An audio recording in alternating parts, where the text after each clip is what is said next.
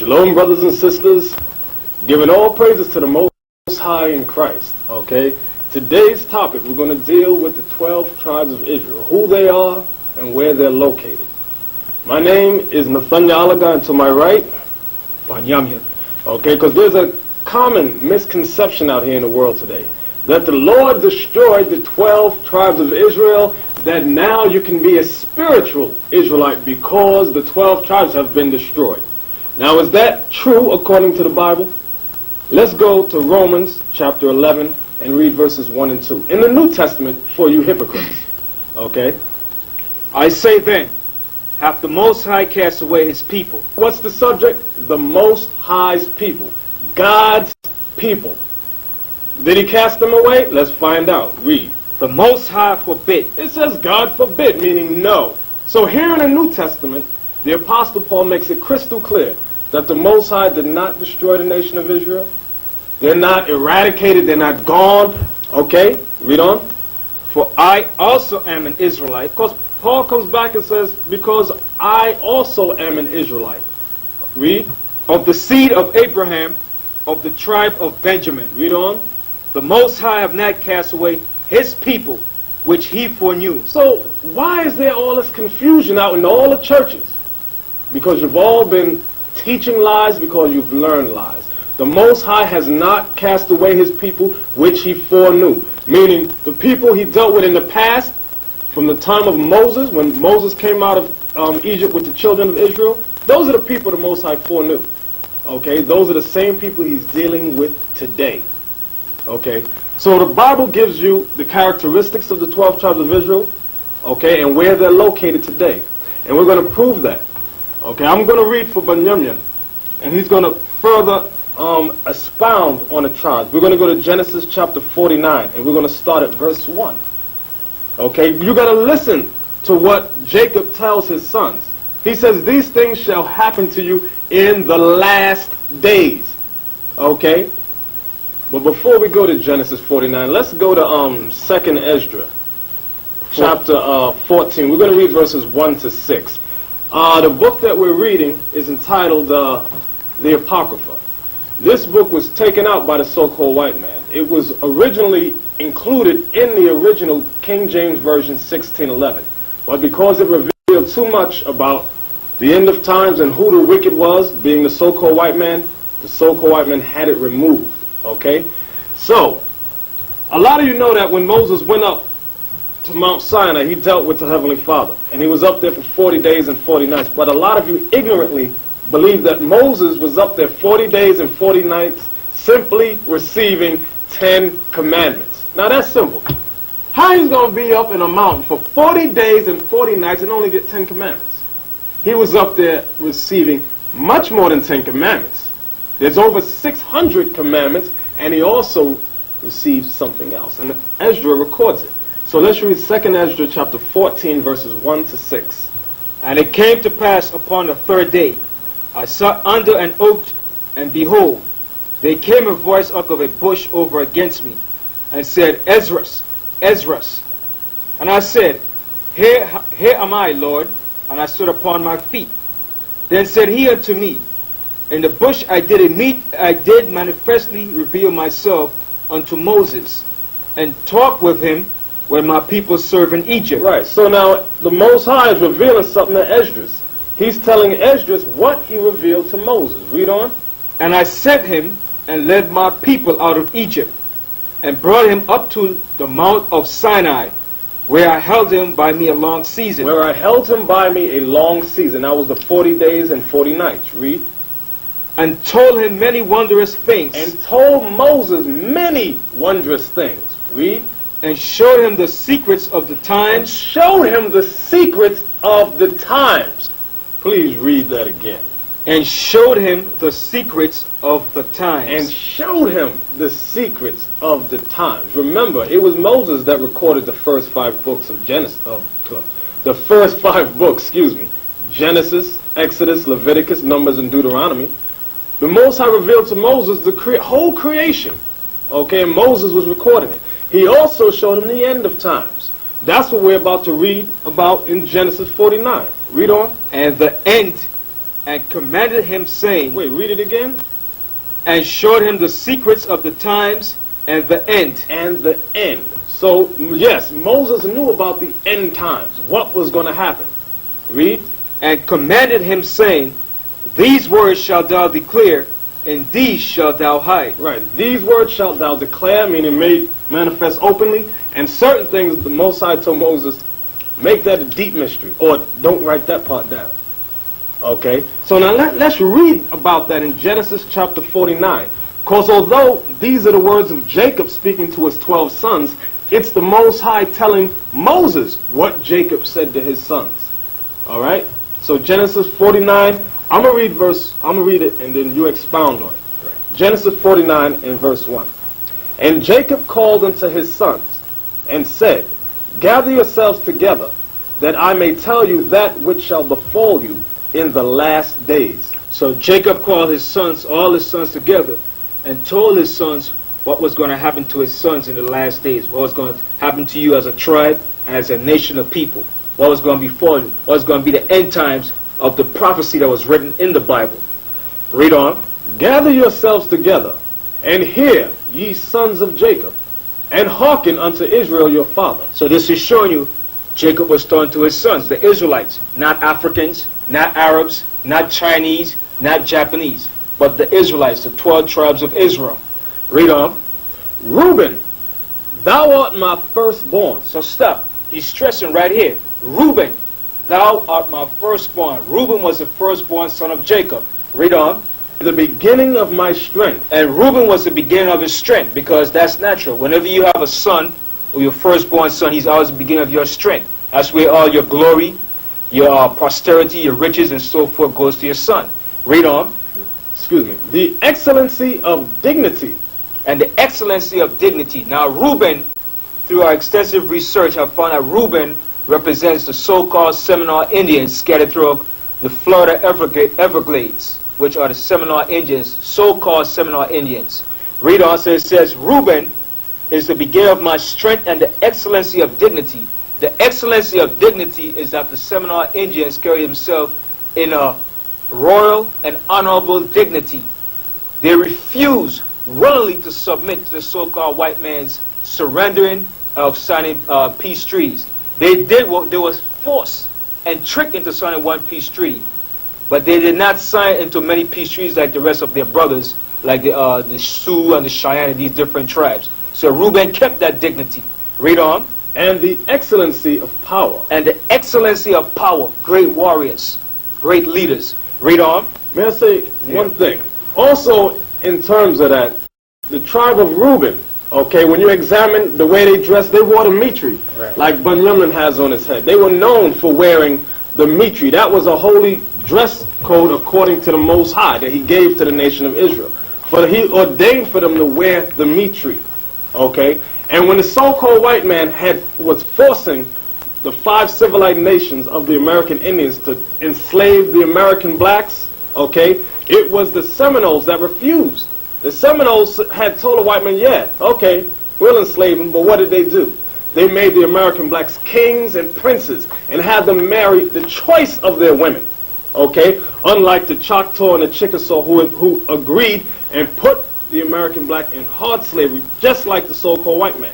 Because the white man had told them, if you do this, we will allocate you certain freedoms. Okay, but Reuben, the Seminole Indians, they tricked the white man. They said, yeah, we'll do it. And what did they do? When the white man went back, they said, why do you have the blacks up sitting as kings and chiefs?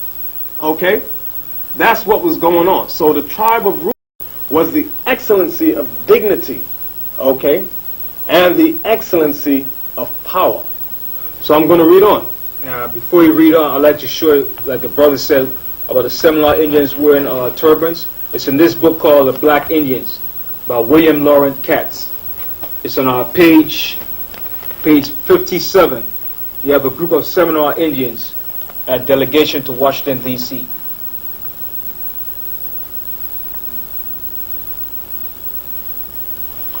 Okay, so I'm going to read on. I'm in verse 4 now. Unstable as water. So when it says Reuben was unstable as water, what was happening, Reuben were like nomads. They traveled back and forth. They didn't stay in one stationary places. They constantly kept moving back and forth. Why? Because they were under the oppression of the so-called white man when he sent his military troops to go and fight against the Seminole Indians. Continue on. Thou shalt not excel, because thou wentest up to thy father's bed. Then defiledst thou it. He went up to my couch. So Jacob was telling Reuben also because what he did to his father, he defiled his father's bed by taking his concubine. He slept with his father's concubine. So Jacob told Reuben, thou shalt not excel in that category, and also he shall not excel when he came over to the Americas and when the white man, so-called white man, was going to conquer the Seminole Indians. They did not excel in fully defeating the so-called white man, because the so-called white man eventually took over all of the Americas, and the Seminole Indians became subject to the so-called white man way of life. Right. One of the main guys was Andrew Jackson. Right. He was one of the generals in the army that helped not destroy, but subdue the tribe of Reuben, the Seminole Indians, around 1829 to 1837, in that time area. Andrew Jackson was one of the key crackers, key Edomites to bring down the Seminole Indians. I'd like to read it. It says, this is on page 60. It says, before this conflict was over, the United States has fought its most costly Indian war, spending over $40 million and losing 1,500 soldiers and many civilians. They battled an enemy, one U.S. officer called bold, active, and armed, the black Seminoles, more desperate than the Indians. So he's showing about the character of the Seminole Indians. And one of the generals that fought against him was Thomas Jessup, General Jessup. And he was the main guy who fought against it. I'm going to like to read a small commentary what he spoke about the Seminole Indians. He said here in June 1787, on page 62, in June 1837, he admitted as much. We have at no former period in our history had to contend with so formidable an enemy. No Seminole proves false to his country, nor has a single instance ever occurred of a first-rate warrior having surrendered. So he's showing the excellence and the dignity of the Seminole Indians. They were skillful warriors. And when you read this whole book, it tells you about the wars they fought against the U.S. cavalry. And we have to show some pictures too of the Seminole Indians, some brief pictures. This book is called Native Americans. The name of the book is called Native Americans. And on page 22, 23, 24, and 25, we're going to show brief pictures of the Seminole Indians. Alright, Seminole Indians, page 23. Here's a group of Seminole women, Seminole Indians women, so-called.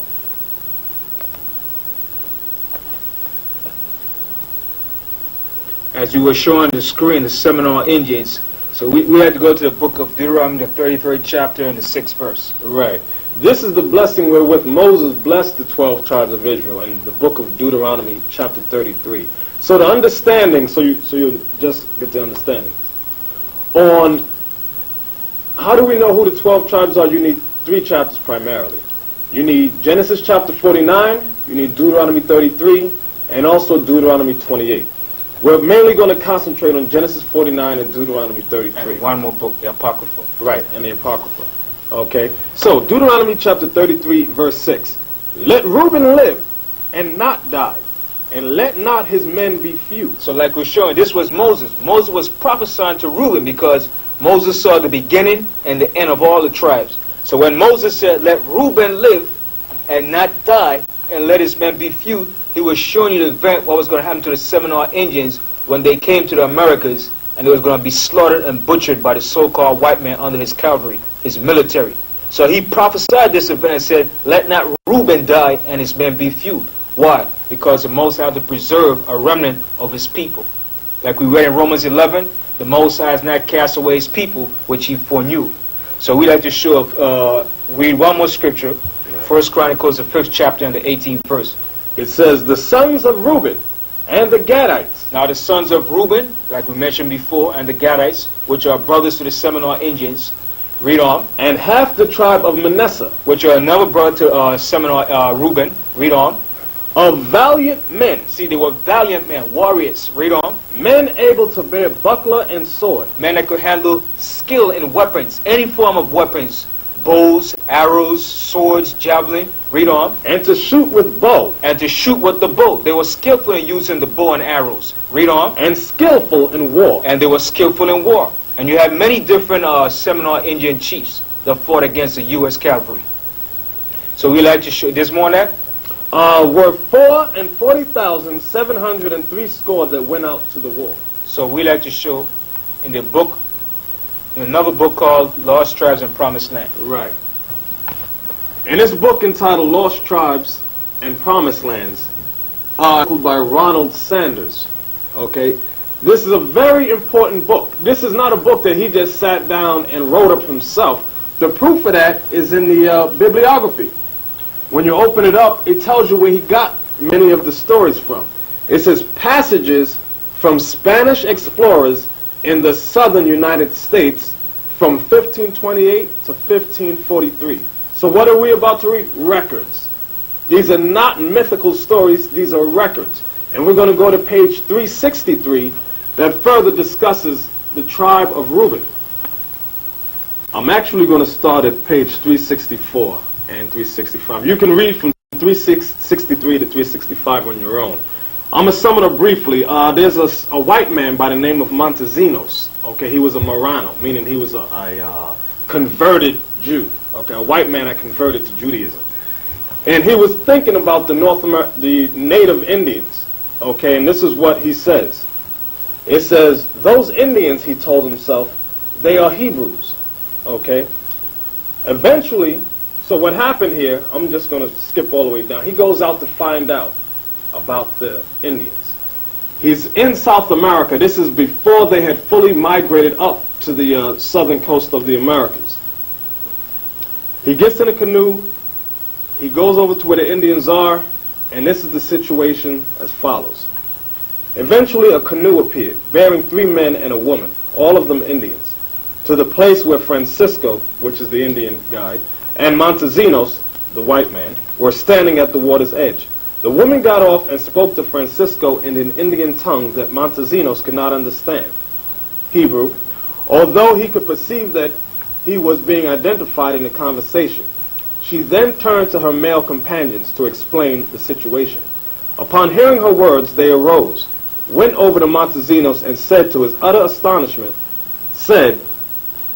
I'm going to read it just as they have it. Shema Yisroel Adonai Eloheinu Adonai Ehud, which is Yiddish. What they really said is Shema Yasha'Allah Yahweh Allahayanawa Yahweh Ahad, meaning, Hear, O Israel, the Lord our God, the Lord is one. They had recited in Hebrew the fundamental credo of Judaism. They told him that they were themselves of the tribe of Reuben, and that the tribe of Joseph lived on an island nearby. The tribe of Joseph, meaning Manasseh and Ephraim, okay, which are Manasseh being the Cubans, and Cuban Indians, and Ephraim, who are the so-called Puerto Ricans. Puerto Rican Indians, Right, the Tainos and the Boricuas. Yeah. Okay, I'm going to read on. Francisco told Montesinos all he knew about them from his own traditions.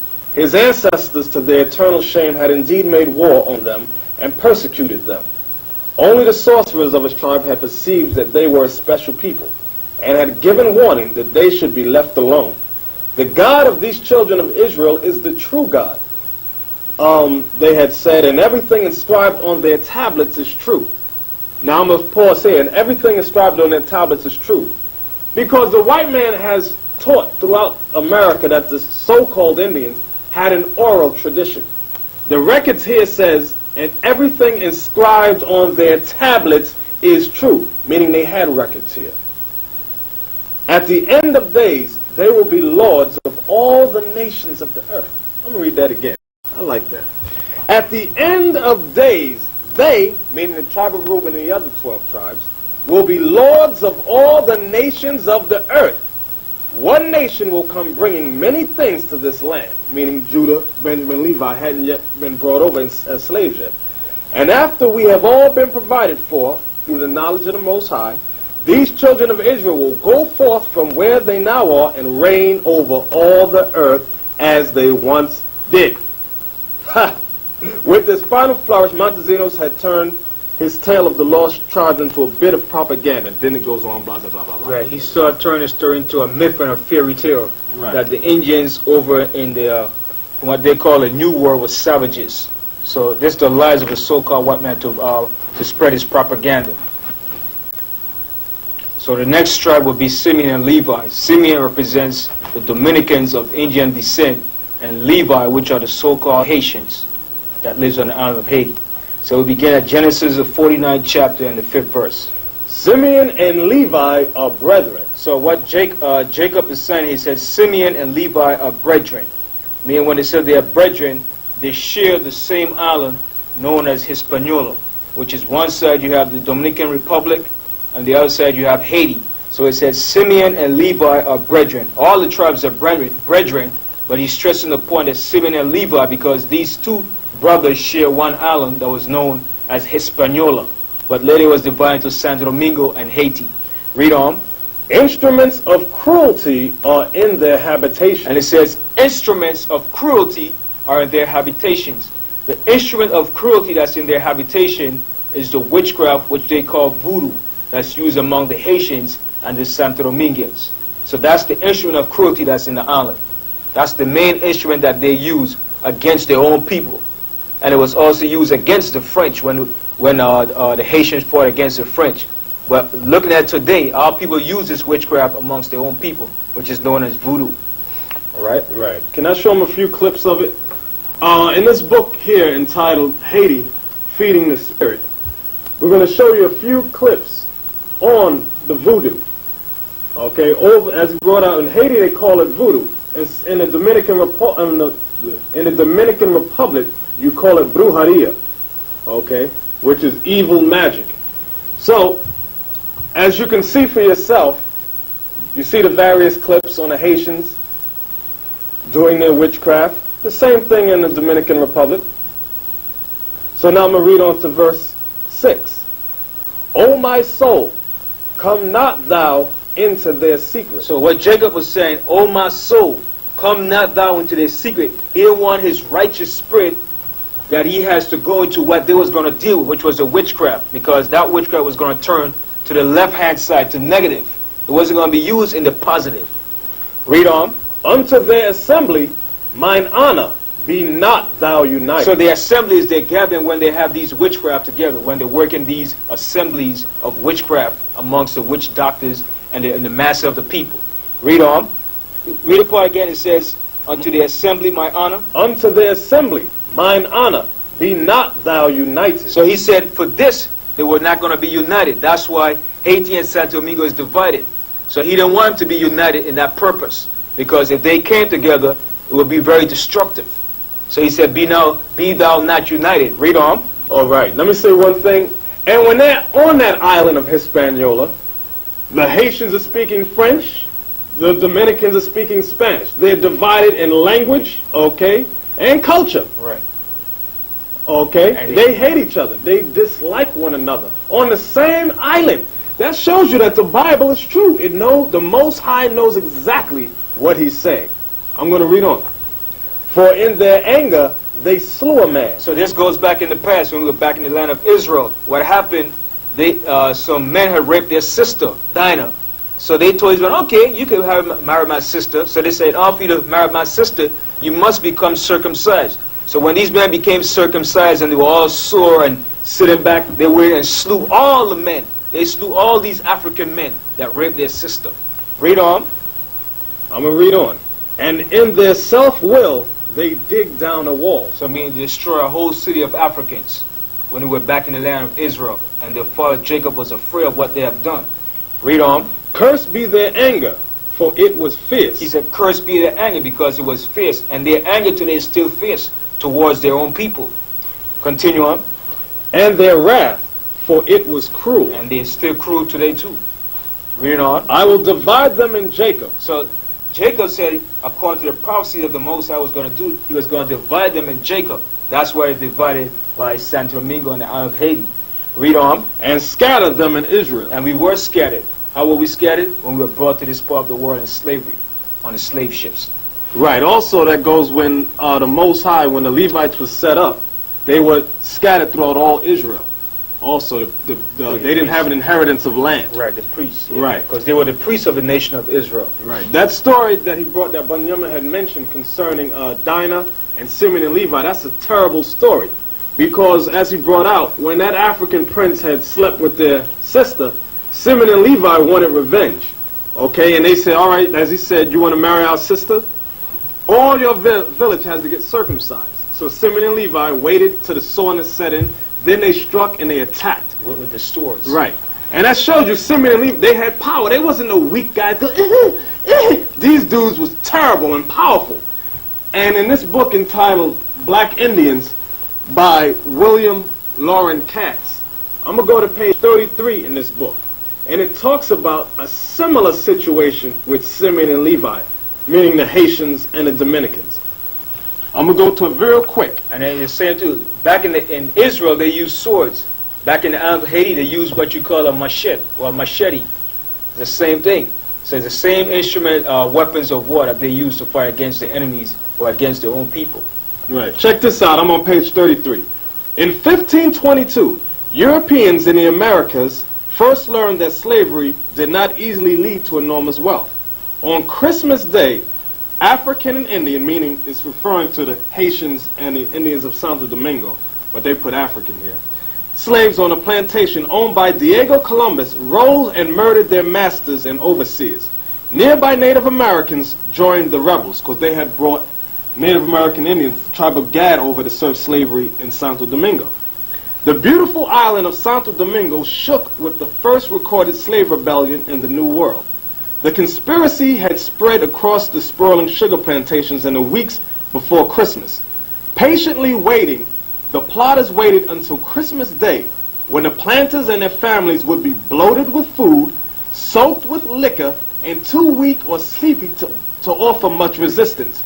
Then they struck, plunging into the night to kill whites and find freedom. So that's the same similar story that happened in the Bible. With Simeon and Levi. Right. And then going back to the history book called Slavery, in this book it tells you the word Haiti that was called by the native Indians that occupied that land before the Negro slaves were brought there. It tells you in this book that Columbus cruising to the coast of Cuba, he cast anchor off an island that the natives called Haiti, meaning mountainous country.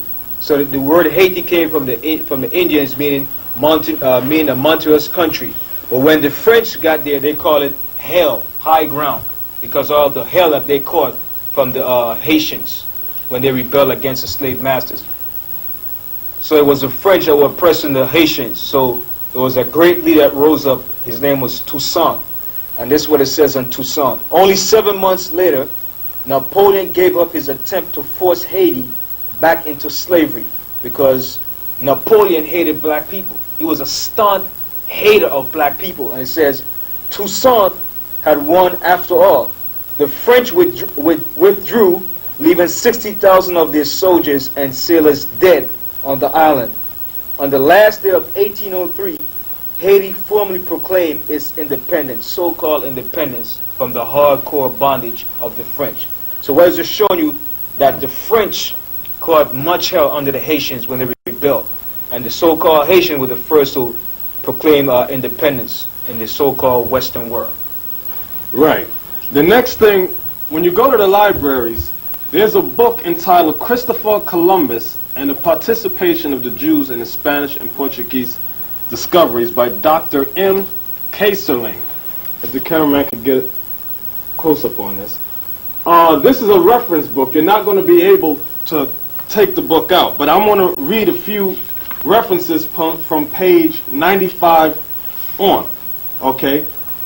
Proving that the Indians of the Dominican Republic in Cuba, they are Israelites. It says this: in Cuba, Hispaniola, which is the Dominican Republic, and the other islands which he discovered, Columbus found natives who had their caciques, meaning kings, and their own language and traditions. To what race did these aborigines of America belong? Several writers have asserted and have displayed much learning in attempting to prove that the Aborigines were descendants of the Jews.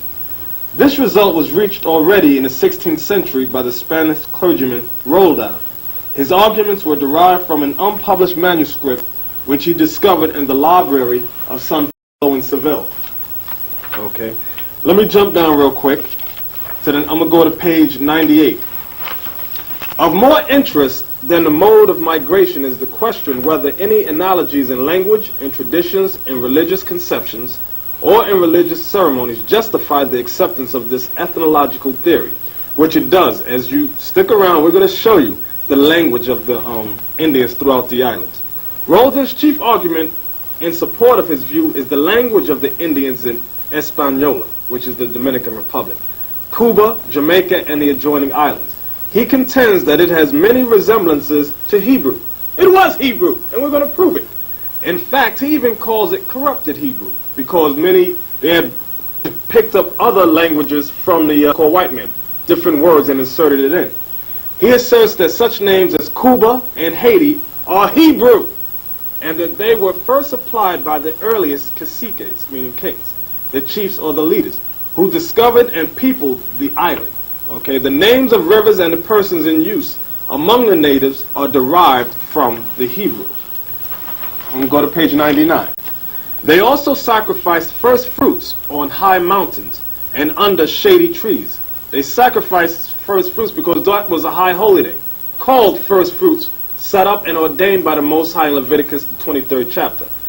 They had temples and carried a holy ark before them in time of war. Just like the Israelites did, because they are the Israelites. They were also, like the 10 tribes, inclined to idol worship. Okay, so this is a book you can go to the library and examine for yourself in the reference libraries. Okay, so now let's go back to the scriptures. Deuteronomy 33. Deuteronomy 33 and verse 8. Right. It says this: And of Levi he said, Let thy Thummim and thy Urim be with the Holy One. Now, when it says, and of Levi he said, Let the Thummim and Urim be with thy Holy One, because Levi were the priests of the nation of Israel. Aaron, Moses' brother, and his sons became the high priests of the nation. The high priests who were Eleazar's son, which was Moses' brother, his sons became the successive high priests. So the Levites, certain groups of the Levites, you had high priests, you had priests, and you had certain sections of the Levites. Now the sons of Eleazar were the one that wore the Thummim and the Urim. Now the Thummim and the Urim were like balls that gave up illumination, something like crystal balls. And the Most High would speak to the priests, and he would show them certain events that would take place concerning the nation and concerning the priests. Now, and it says, and of Levi he said, Let the Thummim and thy Urim be with thy Holy One, which was his priests. Now the Holy One that's dwelling with our people now is not the righteous spirit of the Most High. What they're dealing with is the witchcraft and with Satan, because like I said, the Haitians were the priests of the nations. And it says, Let the Thummim and thy Urim be with thy Holy One, whom thou didst prove at Massa. So who was at Massa with Moses? It was the Levites and the rest of the Israelites that provoked Moses, and the priests that were Moses at Massa, because Moses struck the rock to give them water. And it's just going to explain for him, with whom thou didst strive at the waters of Meribah. So this part, when it's about the Thummim and the Urim, is that you know that the priests used the Thummim and Urim, which were like crystal balls that gave off a certain illumination to let the priest know what the Most High was going to relate to his high priest and so forth. And it says, the 9th verse, read on. Who said unto his father and to his mother, I have not seen him, neither did he acknowledge his brethren. So this is speaking about Levi. When it came to pass, when it was asked, when Joseph was sold in Egypt, it was asked of Levi, where was his brother? And Levi said, who said unto his father and to his mother, I have not seen him, neither did he acknowledge his brethren. Now when you look at it today, the Haitians today don't acknowledge the so-called black Americans or the West Indians. They merely keep to themselves, amongst themselves. They don't associate. They will speak to you, but the close, as far as dealing association is merely among their own people. They do not acknowledge their brethren. Continue on. Right. One more thing, one more aspect to that. When it says, who said unto his father and to his mother, I have not seen him, neither did acknowledge all his brethren, nor knew his own children, for they have observed thy word. Goes back to Exodus 32 also, when Moses came down from Mount Sinai, okay, and the children of Israel were in all manner of wickedness and fornication. And the Most High said, who is on the Lord's side, let him come here. And the Levites came to Moses. And he said, let every Levite take his sword and slay the wicked of Israel. And it says the Levites didn't care if it was their mother, their father, or their children. They just slaughtered them, put them to death. Okay, so I'm going to read on now in verse 10. They shall teach Jacob thy judgments, and Israel thy law. Right, so that was the job of the Levites, to teach the law. They were the lawgivers of the law also, to teach Israel the laws of the Most High, and so forth. That was the job of the priest, to do the sacrificing, to burn the incense in the temple, and it goes on and on. That was their job, to do the service of the Most High strictly. Read on. They shall put incense before thee, and whole burnt sacrifice upon thine altar. So their job was to burn the incense, right? The incense in the temple, sacrifice the animals for the sins of the people and for themselves, and for the atonement of the sins of the entire nation. Continue, and it says, read on. So we like to go to Malachi. Right. Malachi, what chapter? We're going to go to Malachi chapter 2, and what we're going to read is verses 1, 3, 8, and 9, so we can just get through it briefly. Malachi chapter 2, verse 1. And now, O ye priests, this commandment is for you. Okay, let me jump to verse 3. Behold, I will corrupt your seed, and spread dung upon your faces. Now this happened to the Levites. When this happened? When we were brought here in slavery, the Haitians. Why? They're no more priests to the Most High, because what are they dealing with now? Witchcraft, evil, all sorts of evil and madness. As an entire nation, I should put it, we're dealing with wickedness and evil. So now, instead of doing righteousness, as doing the burn the incense and the righteous oil of the Most High, we're doing the evil sacrifices. Read on. Right, let me show them a photo of that from this book here. Okay, it shows them practicing their voodoo and spreading dung upon their faces. So it was pathetic. All right. So let me read on. Even the dung of your solemn feasts, and one shall take you away with it. Okay. So now let's jump down to verses 8 and 9. And now the solemn feast that they're keeping in Haiti and those islands is Easter and what? Easter and Christmas. Some of them do. If they're in the Roman Catholic Church, they either celebrate all the pagan customs of the Roman Catholic Church. That's the solemn feast that they're keeping. Right. Verse 8. But ye are departed out of the way. See? So the whole nation, but this was referring particularly to the Levites, the priests.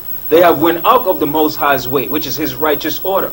Continue on. Ye have caused many to stumble at the law.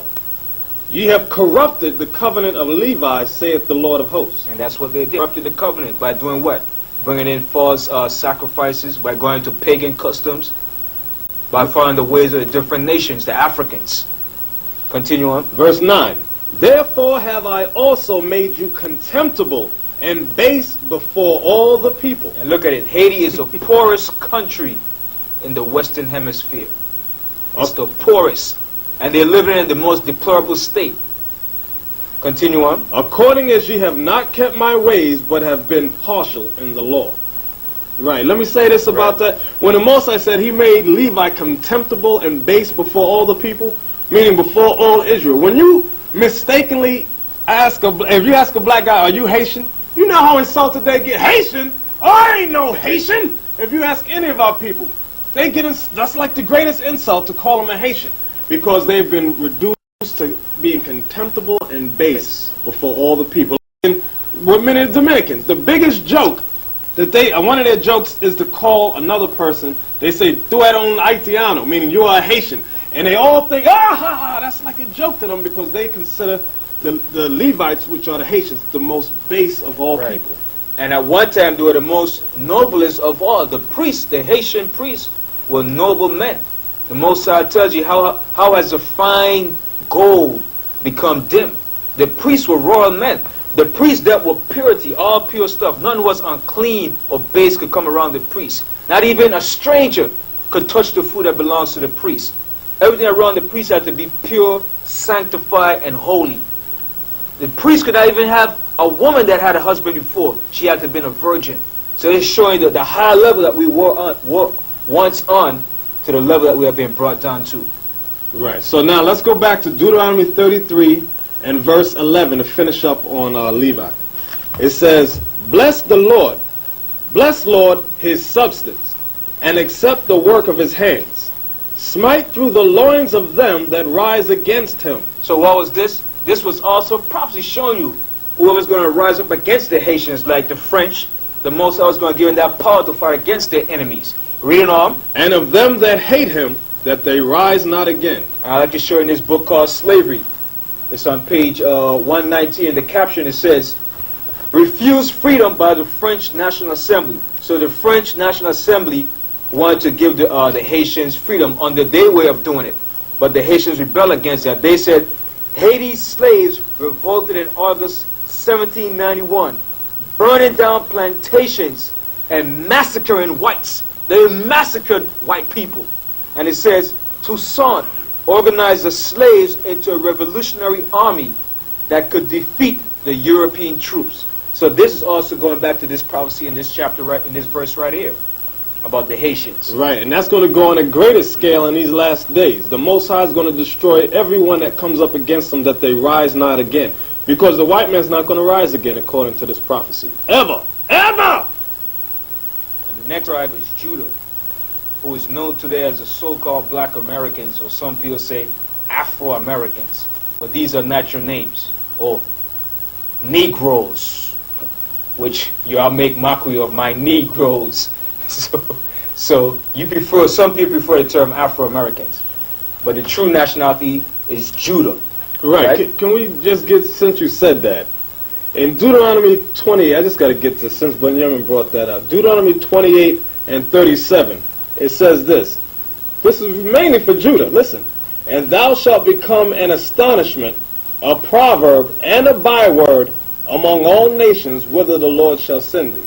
Because as he said, you call colored, some of you call it Afro-American, African-American, Blacks American, Nubians now. So that's what it means being called a byword, a proverb and a byword. Like there was a famous proverb, eeny, meeny, miny, mo, catch a nigga by the toe, if he holler, let him go, eeny, meeny, miny, mo. Okay, so then you got all these bywords. You call every 10 years, the American, what's termed American black, changes their nationality. So that's Bible prophecy on the tribe of Judah. So now, let's go to Genesis 49 and verse 8. It says, Judah, thou art he whom thy brethren shall praise. Now it says Judah, particularly speaking of the so-called Black Americans. Judah, thou art he whom thy brethren shall praise. Meaning, the rest of the tribes is going to acknowledge Judah for bringing forth the truth and teaching and showing that we are the Israelites, according to the Bible. Continue on. Thy hand shall be in the neck of thine enemies. Now when it says, thy hand shall be in the neck of thy enemies, it's referring to the so-called Black Americans are situated in the most prominent situation of all the tribes, in the top leading position where they have the advantage to take hold of this system and bring this man down. So actually their hand is up in the neck of the so-called white man's system, whether it's his political system, his military system, his economical system. They're up in the top elite of the system where they have the position more advantage of the system than the rest of the tribes of Israel. So that's what it's talking about. When you look around, you see for yourself in the politics, in the Congress, in the sports world, in the entertainment world, in the economical field, you have a lot of so-called Black Americans in that position, because that's the prophecy that will fit Judah. Continue on. Right. Let me say this. Add this one thing. Also, when it says the neck of me, letting you know that Judah would be located primarily in North America. The top kingdom. The top kingdom. Okay, so let me read on. It says, thy father's children shall bow down before thee. Right, so their father's children, which is the rest of the tribes, is going to acknowledge and see that Judah is the head tribe that the Most High set up. That's the tribe the Most High set up to be the head and to show Israel and to guide and teach Israel. Continue on. And to prove that statement, briefly, let's go to Zechariah 12 and 7. It says, the Lord also shall save the tents of Judah first, that the glory of the house of David and the glory of the inhabitants of Jerusalem do not magnify themselves against Judah. So you can elaborate on that. Okay, so the Most High is letting the prophecy is letting us know that Judah would be exalted first, and Judah would be the top tribe who would give the knowledge to the rest of the tribes. So that way the other tribes would not exalt themselves against Judah. Because right now in this system, the tribes seem to be against Judah. They're always putting the tribe of Judah down. Oh, those blacks don't like to work. Oh, they're lazy. They're Yankee boys. They're on welfare. They ain't this, they ain't that. They've been here so long and they haven't achieved nothing. Right. So the Most High is letting, through prophecy, letting us know that Judah would be lifted up first. And Judah would be the one to gather the tribes, to spread the knowledge out. Okay? So let's go back to Genesis 49. And the 9th verse. 9th verse. Judah is a lion's whelp. So the Most High has given the characteristics of Judah. Judah is a lion's whelp, a young, frisky, courageous lion. Judah was like this back in the 60s when they started standing up for the civil rights, for black power, the black movement, and the different black groups, the Black Panthers, the freedom fighters, and going on. Continue. From the prey, my son, thou art gone up. So from the prey, my son, the prey is the Bible, the knowledge of the Bible. Judah has gone away from the truth of the Bible, teaching that they're the Israelites, and they have gone into what? More into the political system. They have gone more into Africanism, Egyptology, and all the different philosophies of this system and of the different nations. Read on. He stooped down. Now when it said he stooped down, like a lion when he stoops and he's getting prepared, read on. He couched as a lion. So he couched as a lion, so he was getting ready to prance and attack the enemy. When was this done? In the 60s, under the different Black Panthers. Snake was about the revolutionary against the white man oppressing them, and the different riots and so forth. All this was a time when, in the 60s, when the blacks here in America was rebelling against the system because of their oppression against their people. Read on. And as an old lion. So that as an old lion, now in the 90s, now he's more comfortable. He's talking about the political. It's more of an economical trend than more of a revolutionary trend. Read on. So now he's more of in a complacent state. Read on. Right. So let me say this. So back then, it looked like the American blacks, the tribe of Judah, was going to take down their enemy like a lion does. Right. Waiting, right, crouched like he was going to attack. But then what they do? They went, just rolled over After King died. and went to sleep and got into politics and all this other man. Y'all just went to sleep. So when the blacks in America went to sleep, they didn't just go to sleep on their own. Let's stress this point real good. This was a diabolical, demonic plot by the Illuminati, the FBI, the CIA, and the politicians to deliberately and conspiratorially destroy the blacks in America by using what? Drugs. By using infiltration, the FBI, money, bribery, using different black groups to fight against themselves to infiltrate and destroy black organizations. So let you know, they didn't just fall asleep. This was systematically set up to destroy the black organization. So after all of the destruction of the blacks, Martin Luther King dying, and all the groups fell apart by infiltration and bribery and all different tactics, then Jake fell asleep. Now when it came to the 90s now, they have become more complacent. It's all about economical gain, political gain. It's no more about revolution against the system. So continue. Who shall rouse him up? So who's going to rouse him up? The Most High, by using Christ. And thirdly, by the prophecies and the events taking place in the Bible. All the world events that's taking place around America and throughout the world. Continue. The scepter shall not depart from Judah. And it said the scepter shall not depart from Judah. The scepter is a royal staff used by kings. So the rulership shall not depart from Judah. Read on. Nor a lawgiver from between his feet. Nor a lawgiver between his feet, meaning the rulership, a leader of the nation. Read on. Until Shiloh come. Until Shiloh, which represents Jesus Christ the Messiah. So up until the time that Christ came, when the Romans was ruling over Jerusalem, under the leadership of the Pharisees, and the different sects of the Israelite, they had that rulership until it was taken from them when Jerusalem was destroyed in 70 AD.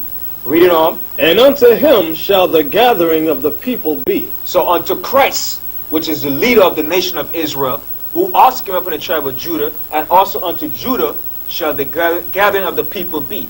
that's going to teach the truth of the Bible, which is going to be passed on to the rest of the tribes of Israel. Read on. Binding his foal unto the vine. Now this is speaking about the Messiah, Jesus Christ. It said, bind his foal unto the vine. Read on. And his ass's colt unto the choice So vine. they're speaking about Christ when he came right into Jerusalem and an ass. This was fulfilled when he did that. Read on. He washed his garments in wine. So it's showing you that Christ drank so much wine, he washed his garments in wine. Christ drank so much wine. When you read the different scriptures in Matthew 11:19, also too it tells you many scriptures. In Daniel the 10th chapter, his eyes were a flame of fire. In Revelation, Daniel, his eyes were lance fire. Read on. And his clothes in the blood of grapes. Meaning he drank so much wine, it was as if his clothes were stained in wine. And also showing the characteristics of the so-called black man. He drinks a lot of wine. Read on. His eyes shall be red with wine. Speaking still about the Messiah, his eyes shall be red with wine, which was fulfilled in when? Matthew's 11th chapter in the 19th verse. Also about the black man too, he drinks a lot of wine. Read on. And his teeth white with milk. And his teeth white with milk, showing you the characteristics of the black man, his teeth shall be white. Back in slavery, you had a picture called a black sample, where you show a black man grinning and showing his white teeth, his white pearly teeth. Alright? Continue on, Deuteronomy 33rd chapter. Deuteronomy 33 and verse 7. And this is the blessing of Judah. And this is the blessing of Judah. What is the blessing? That the Most High was going to set up Judah to bring forth the truth and the knowledge of the Bible, showing that we are the Israelites. Read on. And he said, Hear, Lord, the voice of Judah. So he's saying, hear, Lord, hear the voice of Judah. Hear his prayers when he cries out to you in the affliction, in the time of affliction. Read on. And bring him unto his people. Bring him unto his people, the entire nation of Israel, the West Indians, the Haitians, the Puerto Ricans, the people that are listed on the sign that you see on the camera. Let his hands be sufficient for him.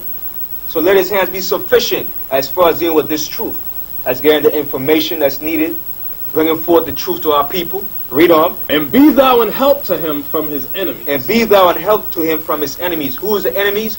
The so-called white man and all nations that's here in America. So the Most High is protecting us when we go forth to do his work and teach on the streets. Right, so now let's go to the book of Joel. Okay? We're going to go to the book of Joel, chapter 3. And we're going to read verse 1, 3, and 6. Briefly, okay? Joel chapter 3 and 1. For behold, in those days and in that time, when I shall bring again the captivity of Judah and Jerusalem. This is a future prophecy. That's the time we're living in. Continue. Verse- Because Judah and Jerusalem represents the whole nation. We're still in captivity. Read on. Verse 3. And they have cast lots for my people, and have given a boy for an harlot, When was this done? In slavery, in the 1600s. Read on. and sold a girl for wine. That was the purpose of slave trade. The Africans and the Arabs sold us in slavery, and they sold us. And they sold a girl for wine. Read on. That they might drink. And they did drink the wine. Read on. Verse 4. Yea, and what have ye to do with me, O Tyre and Zidon? So the Most High is speaking to who? The Africans. Why? Because these people were the original inhabitants of the land of Tyre and Zidon. Continue on, read on. and all the coast of Palestine. And who's running the coast of Palestine now? The Arabs. That's fighting over the land of Israel. So it's showing you that the Africans and the Arabs were involved in the slave trade in selling us to the so-called white man. Read on. Will ye render me a recompense? And if ye recompense me, swiftly and speedily will I return your recompense upon your own head. So the Most High said, no matter what they do, if they pray to him 100,000 times a day, and they say, well, we're sorry what we did, the Most High says he's not going to forgive them. He's going to return a recompense upon their own heads. No matter how much Allah, Akbar they sing or shout, the Most High is not going to forgive what they have done to his people. Right, let me say this. Recompense meaning payback. Right. All the nations were envious over Judah and the other tribes being the chosen of the Most High. So Tyre and Zidon, the Africans, and Palestine, meaning the Arabs, figured, look, we could pay the Most High back for not choosing us. Let's destroy them. Let's put them in slavery. So the Most High said, if you do that, thinking you're paying me back for not choosing you as my chosen people, swiftly and speedily will I return your own payback upon your own head. Okay? So now we're in I'm going to jump down to verse 6. Okay? The children also of Judah and the children of Jerusalem have ye sold unto the Grecians. Now, this is showing you. It's showing you right here. Who sold us is the children of Judah, the so-called black Americans, and the children of Jerusalem, the rest of the tribes of Israel.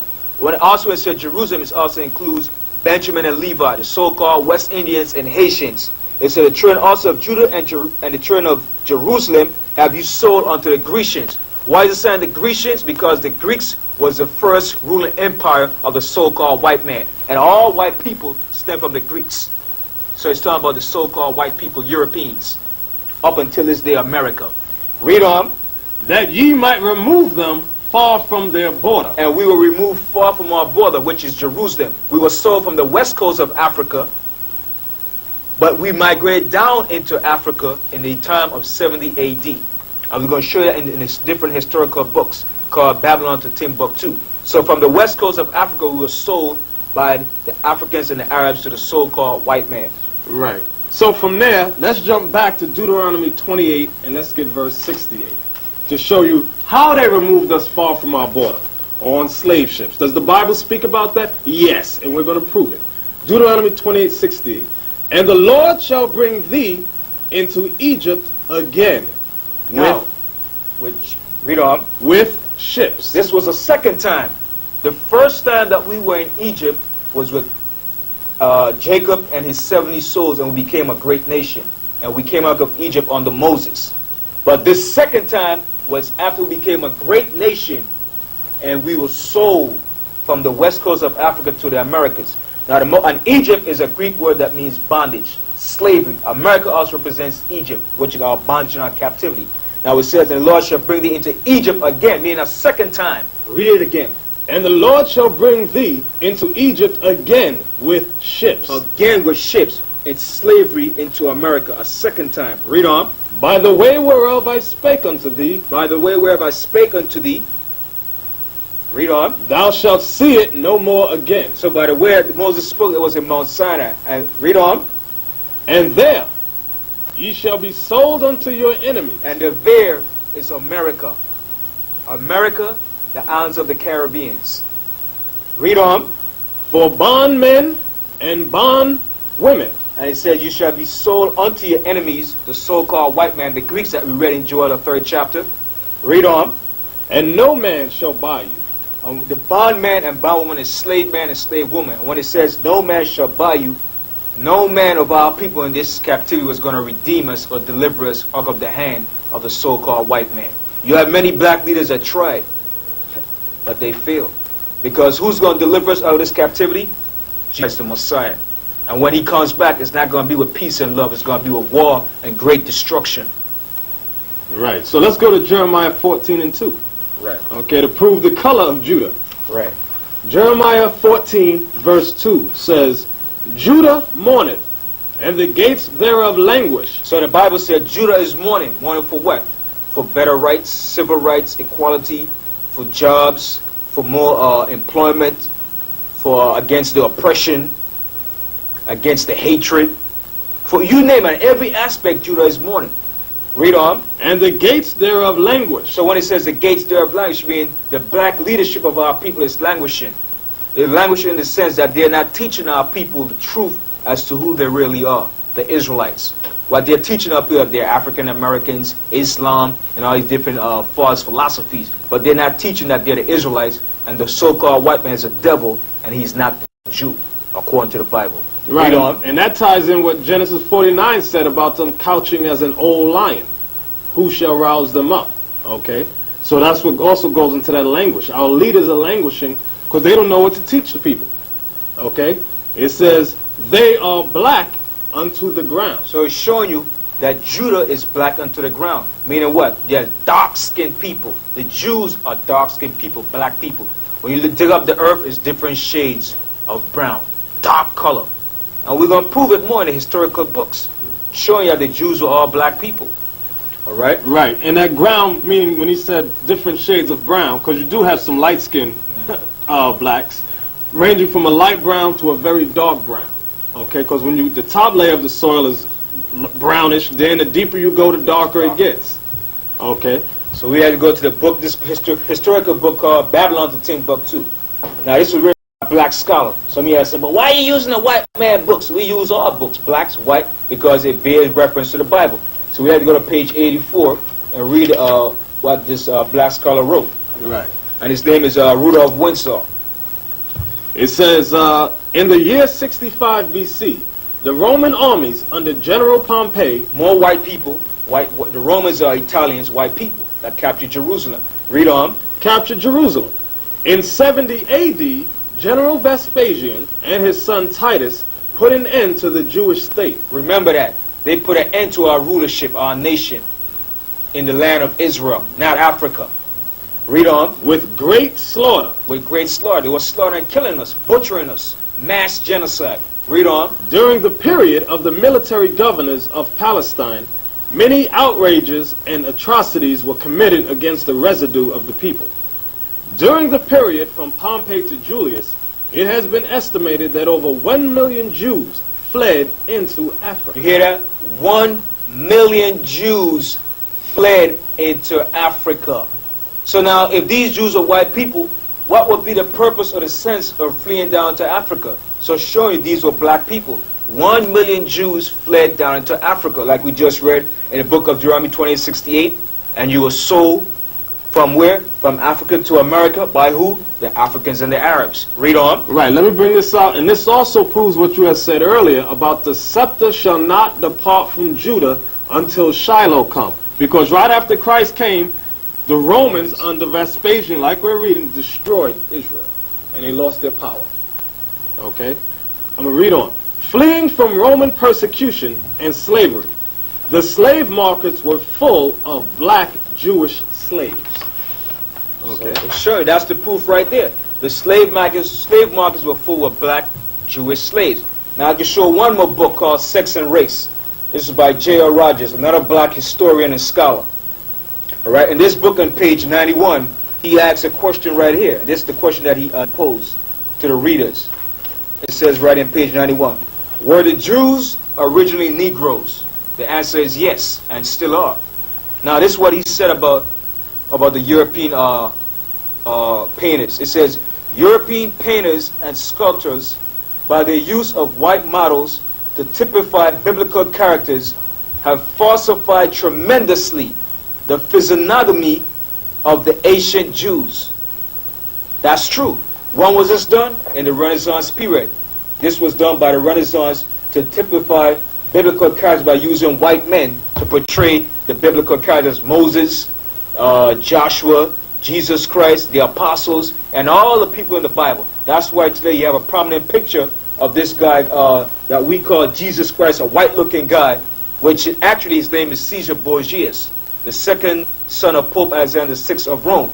Now I have another historical book called Nature Knows No Color Line, again by J.R. Rogers, another black historian. And in this book, on certain pages, it's going to tell you, he said the Jews of Spain and Portugal were so dark. And he's going to give the history concerning this matter. Now, this is on page 123 in section Nature Knows No Color Line. And this is what it states in the book. It says right here. It says, Waite says, an interesting gradation of all shades down to the black is exhibited by the Jews. Especially dark were the Jews of Spain and Portugal. The Portuguese Jews were very dark, says Pritchard. The Duchess of de Abrantes, wife of Napoleon's ambassador to Portugal, said that the Jew, the Negro, and the Portuguese would be seen in a single person. So dark were the Jews, especially of Portugal and southern Spain, that many whites thought all Jews were black or dark. Showing you right there. Now he's going to say, it says, many of the Jews who were banished from Portugal by John II settled in the West Indies. John Bigelow, who visited Jamaica in 1850, saw the descendants of these Jews and said they were Negroid. So this is the fact right here. These are the facts showing you. So the Bible and history proves the facts. That what we show you, these are the tribes of Israel. In conclusion to the tribe of Judah, I'd like to get one more scripture. This is Luke 21:20. And when ye shall see Jerusalem compassed with armies. So this was Christ speaking to the Pharisees and Sadducees and to the nation of Israel, showing that the Roman armies was going to come past Jerusalem. Read on. Then know that the desolation thereof is nigh. Know that the desolation, the destruction of us as a nation of people and of our rulership, read on, was going to come to an end under the Romans. Read on. Then let them which are in Judea flee to the mountains. So those who are in Judea, which is Jerusalem, flee to the mountains. The mountains also represents Masada and down into the interiors of West Africa. Read on. And let them which are in the midst of it depart out. He said, depart out of Jerusalem. Why? Because the Romans was going to destroy Jerusalem. Like we read in the book called Babylon to Timbuktu. What happened to Jerusalem? Read on. And let not them that are in the countries enter thereinto. He said, and those that are into the countries return not back into it, because there's going to be great slaughter and great atrocities. Read on. Verse 22. For these be the days of vengeance. For these were the days of vengeance upon us for disobeying and breaking the Most High's laws as a nation of people. Read on. That all things which are written may be fulfilled. That all things that are written where? In the prophecies of the Old Testament by Moses and all the prophets had to be fulfilled. And this was the fulfillment of what Christ was speaking about. And us coming to Americas as slaves. Read on. But woe unto them that are with child. So that's it on that. So we're going to begin now with Issachar and Zebulon. Zebulon represents the Indians throughout from Guatemala to Panama, and Issachar represents the Mexican Indians known as the Aztecs. So we'd like to begin with Genesis 49 and 13. It says, Zebulon shall dwell at the haven of the sea. Now, Jacob was speaking to his son Zebulon. He said, Zebulon, like I said, are the Indians throughout Guatemala to Panama. Zebulon, which were known as the Mayans when the Spaniards came to the New World. Zebulon shall dwell at the haven of the sea. The haven of the sea that he's talking about is the area known as the Panama Canal Zone. And he shall be for an haven of ships. He shall be for a haven of ships, meaning the major docking point where all ships come in and out for exporting and importing. And when you look at the Panama Canal Zone, it cuts the trip around the world from the Pacific to the Atlantic Ocean. That's why the Panama Canal Zone was built based on the prophecy that Zebulon will be a haven of ships. Read on. And his border shall be unto Zidon. So back in ancient time, even Zebulon used to dwell at the sea coast, and his border extended up until Zidon. Going on. Verse 14. Issachar is a strong ass. Now we're speaking about Issachar, which represents the Aztec Indians, known to as the Mexicans. Not the Spanish, but those of Indian descent. They call themselves Azteca.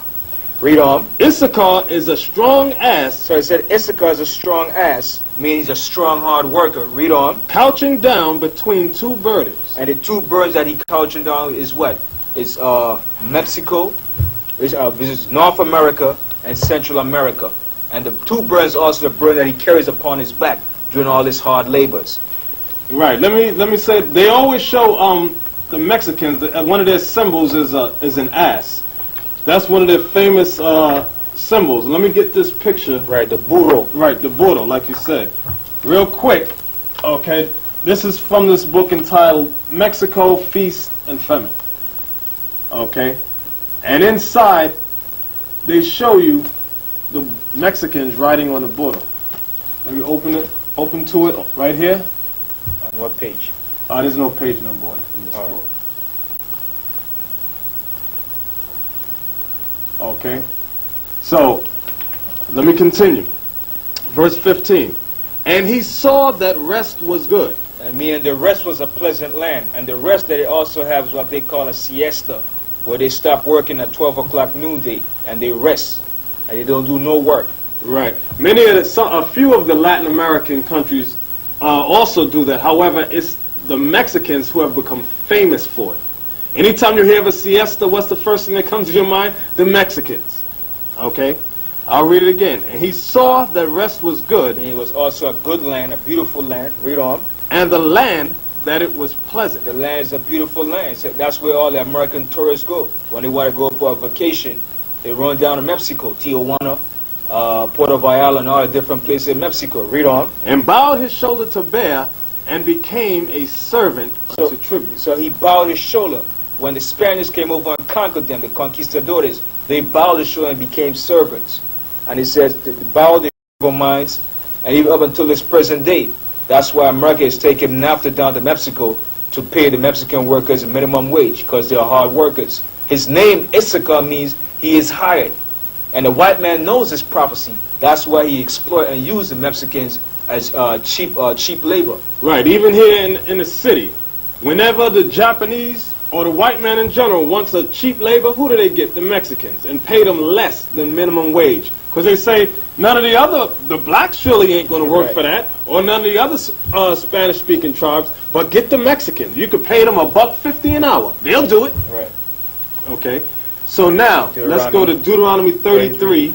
18 and 19. Right. So we're doing Zebulon and Issachar because these two tribes are interrelated. They connect borders. Mexico runs all the way down, extends down to Guatemala and all the different El Salvador and so forth. All these were the families of the Aztecs and the Mayans, and they closely had close relationship. Right. So Deuteronomy 33 verse 18. And of Zebulon he said, Rejoice, Zebulon, in thy going out, and Issachar in thy tent. So Zebulon rejoiced in their going out when they used to keep the feast. Now, not talking about the wicked feast that they kept when they went off into wickedness. When they came here first, they were keeping the righteous sacrifices.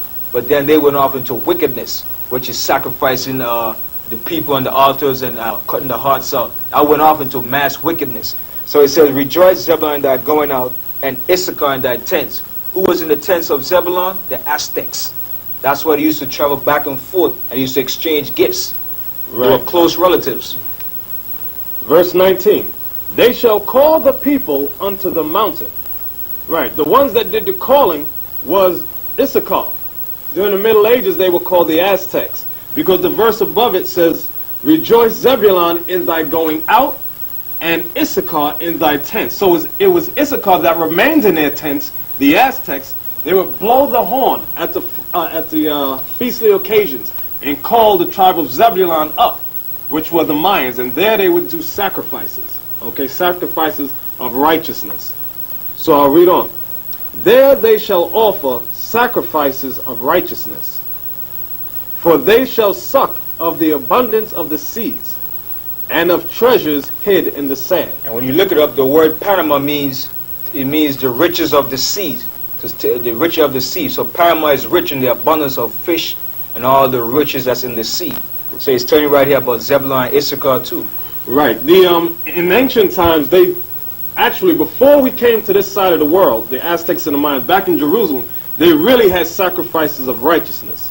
Now, a lot of you know the history that when they came over here, the Spanish discovered them sacrificing human flesh. Okay, is that recorded in the Bible? Yes. Let's go to, briefly, Hosea chapter, I think it's 8 and 13. Hosea chapter 8 and 13. Right. Hosea 8 and 13, yes. They sacrifice flesh for the sacrifices of my offerings. Right, they sacrifice flesh for the sacrifices of mine offerings. You heard about Montezuma the first, Montezuma the second. A lot of the great kings of the Aztecs and the Mayans, they were sacrificing flesh for the sacrifices of the Most High's offerings. They became wicked. The Bible bears witness to that. Read it again. They sacrifice flesh for the sacrifices of my offerings, and eat it. And eat it. So what kind of flesh was they sacrificing? Human flesh. Check out the history. They were sacrificing one another and ripping the hearts out of the chest and then eating it. Giving it to the gods. Right, and offering it to these strange gods that they were making up. Okay, Baal. Okay, read on. But the Lord accepteth them not. Right, because this was the time of prophecy that all things written should be fulfilled, that all vengeance would come down upon Israel. Read. Now will he remember their iniquity and visit their sins. Right, so the Lord said now he will remember their sins. He's going to visit them. In what form did the Lord visit them? In the form of the Spaniard conquistadors. When they came in 1492 and destroyed them from 1492 on. Read. They shall return to Egypt. They shall return to Egypt, meaning they shall return to captivity. Okay, so now, let's go back to, did we finish Deuteronomy 33? 33, and we're down to yes, you finished that. So I'd like to list that the Indians today that's living down in from Guatemala to Panama, they're known as the Kunas, the Chukos, and the San Blas Indians. Those are all descendants of the Mayan Indians today that's occupying from Guatemala to Panama. Right. Let me go to this book briefly, entitled The Hope of Israel, written by Manasseh ben Israel. Okay, these were records that this so-called white man had scribed concerning the Indians that he came across. And by the way, the word Indian comes from the Latin word India, which means servant. That's what it means. So I'm going to go to page 112. I shall speak somewhat in this discourse of the divers opinions which have been, and shall declare in what countries it is thought the 10 tribes are. I'm going to jump down. You must know, therefore, that Alexo Venagas says that the first colonies of the West Indies were of the Carthaginians, meaning Israelites. That's what it's making reference to. Who first of all inhabited Hispaniola, which is the Dominican Republic, and as they increased spread to the island of Cuba. From thence to the continent of America, and after that towards Panama, New Spain, and Peru. Okay, so this guy's letting you know that the Israelites were spread in the Dominican Republic, Cuba, America, Panama, New Spain, meaning Mexico, and Peru. And this will end the conclusion in Zebulun and Issachar, but this verse is mainly about Issachar. 1 Chronicles 12 and 32. And of the children of Issachar. And the children of Issachar, which are the Mexicans, known back then as the Aztecs. Read on. Which were men that had understanding of the times. Which were men that had understanding of the times. The times were what? To understand astronomy and astrology. Knowing the zodiac. Reading the heavens. Read on. To know what Israel ought to do. And they knew what Israel had to do at certain occasions. The heads of them were 200, and all their brethren were at their command. So all their brethren were at their command when they would foresee and read the heavens. So when you go back in the history, even the Aztecs had calendars, and they knew, they even foretold of futuristic prophecies that occur when you read the Codex and the history of the Aztecs on the writings on the pyramids. So this will end the conclusion of Zebulun and Issachar. Now we're going to Dan. Right. To the Dan, the tribe of Dan. Genesis 49 and 17. And by the way, the word Dan means judge. Okay? Verse 17 says, Dan shall be a serpent by the way. So back in ancient time, when Dan was a judge, Dan was like a serpent to the enemies of the nation of Israel. Like a serpent in the way waiting to attack his enemies. Read on. An adder in the path. So an adder is a poisonous snake. So when Dan attacked our enemies, it was a vicious and a hard attack. Read on. That biteth the horse heels. So like a horse bite, like a serpent will bite a horse's heel, and it will cause the horse to rail up backwards and fall backwards. So Dan was like an attacker, ambusher against our enemies. Read on. So that his rider shall fall backwards. So Dan destroyed our enemies, and also too, this is saying Dan caused the nation of Israel to go back into idolatry. When you read the history of Dan. Okay, so now we're going to go to Deuteronomy 33 and verse 22 to continue on Dan.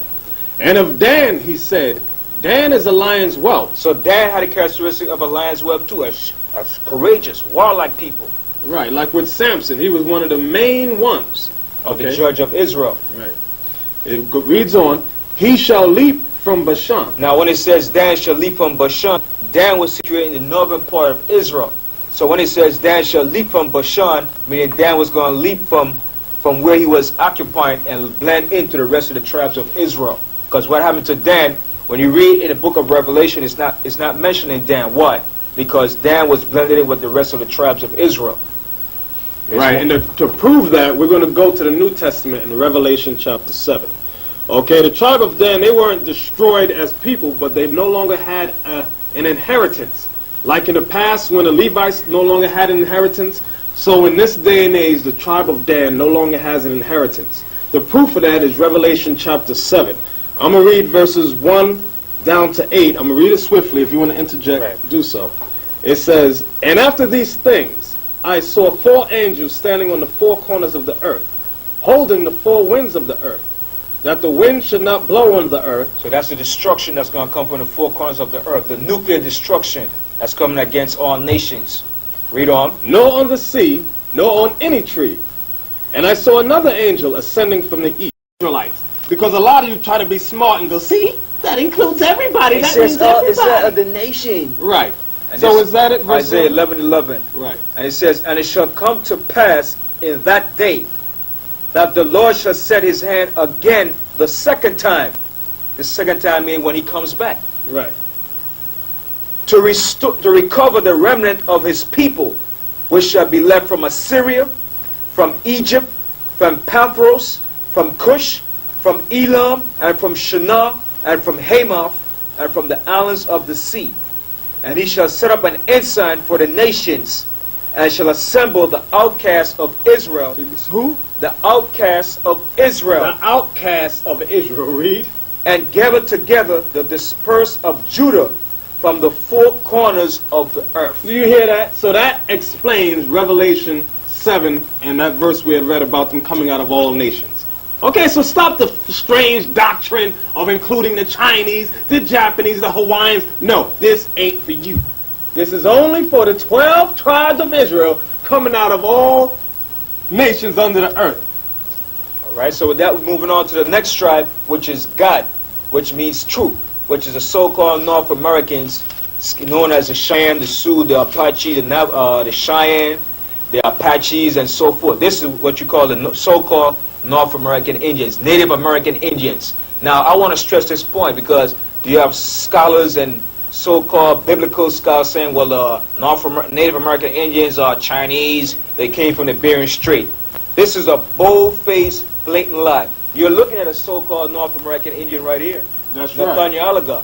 And since you made that statement, let's go into this book entitled History of the American Indians by James Adair. Okay? He wrote this book in let me look at it real quick. 1775, and it was first published in the United States in 1930. Let's read about, did he find anything about the Native American Indians being descended from the Chinese? I'm going to go to page 13.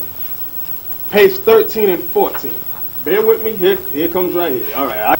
It says, some have supposed the Americans, meaning the Indians throughout the North America, to be descended from the Chinese. But neither their religion, laws, customs, and etc. agree in the least with those of the Chinese, which sufficiently proves they are not of that line. I'm going to go to page 14 now. Neither could persons sail to America from the north, referring to the Bering Straits, that lie that you push in schools, that the so-called Indians came through the Bering Straits. I'm read it again. Neither could persons sail to America from the north, by the way of the Tartary, or ancient Scythia, that from its situation never was or can be a maritime power. And it is utterly impractical for any to come to America by sea from that quarter. Besides, the remaining traces of their religious ceremonies and civil and martial customs are quite opposite to the like vestiges of the old Scythians, meaning the old Chinese. Okay? Nor, even in the moderate northern climates, is it to be seen the least vestige of any ancient, stately buildings or of any thick settlements, as are said to remain in the less healthy regions of Peru and Mexico. Several of the Indian nations assure us they crossed the Mississippi before they made their present northern settlements. That's why they call them the Indians Arawaks, meaning when they traveled from the southern coast of South America or made their way up, which, connected with the former arguments, will sufficiently explode that weak opinion of the American Aborigines being lineally descended from the Tartars or ancient Scythians, meaning the Orientals. Jump down.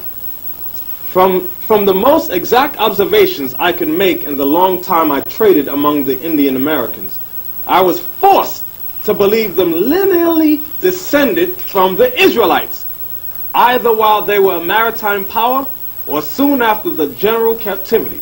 The latter, however, is the most probable.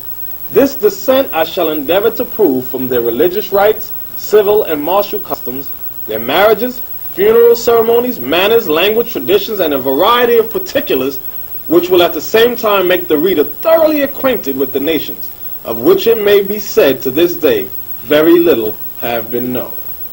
Right. Okay. So I like to show in this book too, called Native Americans. On page 55, you have a group of Apache scouts. Then on page 67, you have a warrior. On page 67, when you see on the screen. Then on page 78, you have another warrior. Then on page 98, you have another Indian warrior, showing you these are not Chinese. So let's go on to the scriptures, and the first scripture we're going to begin with is Genesis 49 and the 19th verse. Okay. Gad, a troop shall overcome him. Now stop. It said, Gad, a troop shall overcome him. The troop that overcame the so-called North American Indians was the U.S. cavalry. Beginning with many different generals, but Custer was the main famous one, and he had other generals after Custer. And from that point, they were destroyed and defeated by the U.S. cavalry. Right. So that's the prophecy showing you of Gad shall be overcome by a troop. Right. But he shall overcome at the last. But in the end of this captivity or punishment, Gad is going to overcome. They're going to rise up and get revenge on our enemies. Now the next scripture is Deuteronomy, the 33rd chapter and the 20th verse. And of Gad he said, Blessed be he that enlargeth Gad. So the Most High blessed Gad with a large proportion of the lands in North America, such as here in the United States, Canada. They have the largest areas of land mass. Read it on. He dwelleth as a lion. So it said Gad dwells as a lion. Now you know how a lion dwells? A lion roams the entire prairie, and he covers a large area of land for their territory. And also too, when he say he dwells as a lion, Gad used to paint their face with war paints, and it shows a warlike character. Read on. Okay. And teareth the arm. Now when he said he tear up the arm, they would take a knife and they would cut the skin and make the blood ritual or covenant, saying that we're brothers forever. This came from the so-called North American Indians. Read it on. With the crown of the head. And the crown of his head was what? Was the Indian bonnet that he wore upon his head. And we're going to show some pictures on that. You can show that picture. Let me show you one from this book entitled The Way of the Warrior. Okay, and inside this book, they show you the crown of the tribe of Gad. Okay, and it specifies here with the crown of the head, because the tribe of Gad is letting you know in the last days would have a strange crown. A crown that's unusual to the kings of the earth. Now let's take a look at that crown. Okay.